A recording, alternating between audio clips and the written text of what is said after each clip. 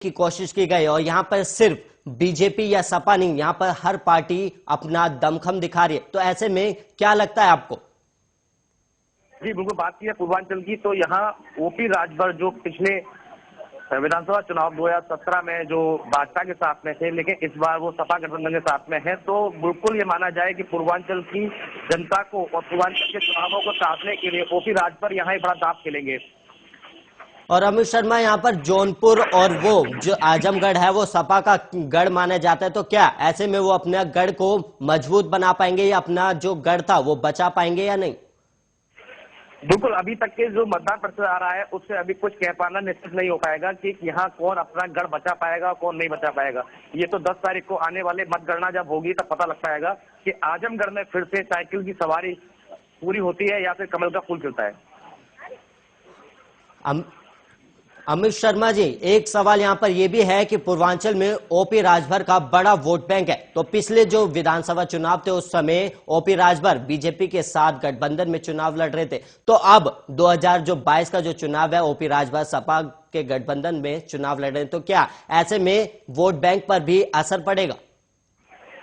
जी बिल्कुल, आपने अंतिम दौर का जो प्रचार देखा होगा उसमें खुलेआम ओपी राजभर ने खुले मन से चैलेंज किया था और अपने जो समुदाय के जो लोग हैं, पिछड़े वर्ग के जो लोग हैं, उनसे खुले में समर्थन मांगा गया था कि हाँ, हमें विकास के मुद्दे पर, रोजगार के मुद्दे पर हमें वोट दीजिए। योगी और मोदी की सरकार को आपने 5 साल देख लिया है लेकिन कोई विकास नहीं हुआ,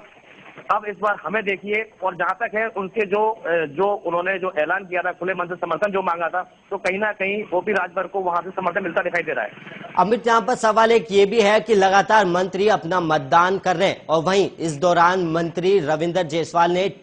प्रतिक्रिया दी चुनाव को लेकर कि जो समाजवादी पार्टी का जो ओवर कॉन्फिडेंस है वो उनको ले डूबेगा, तो इस बयान को किस तरीके से देखते हैं? जी बिल्कुल, कोई भी, मैंने बताया जैसे कि यही बताया मैंने आपको कि कोई प्रत्याशी बिल्कुल ये नहीं कह रहा कि हर प्रत्याशी अपनी जीत का दावा कर रहा है और हर प्रत्याशी एक दूसरी पार्टी पर आरोप लगा रहे हैं। अभी आपने देखा कई जगह सूचना आई थी ईवीएम खराब है,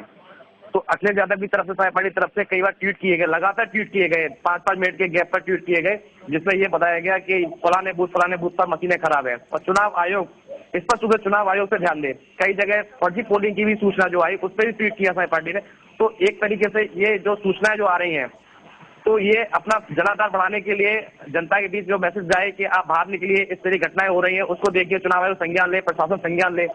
तो इसलिए ये सारी चीज की जा रही है। अमित शर्मा, यहाँ पर एक सवाल ये भी है कि लगातार 6 चरणों में भी हमने मतदान के दौरान देखा कि ईवीएम मशीन खराब हो रही है और वहीं इस चरण में भी मतदान केंद्र पर ईवीएम मशीन खराब होने की जानकारी सामने आ रही है। तो क्या ऐसे में ईवीएम मशीन खराब होने की जो जानकारी है वो एक साजिश है, या फिर अगर साजिश है तो उस पर चुनाव आयोग क्या एक्शन लेता है?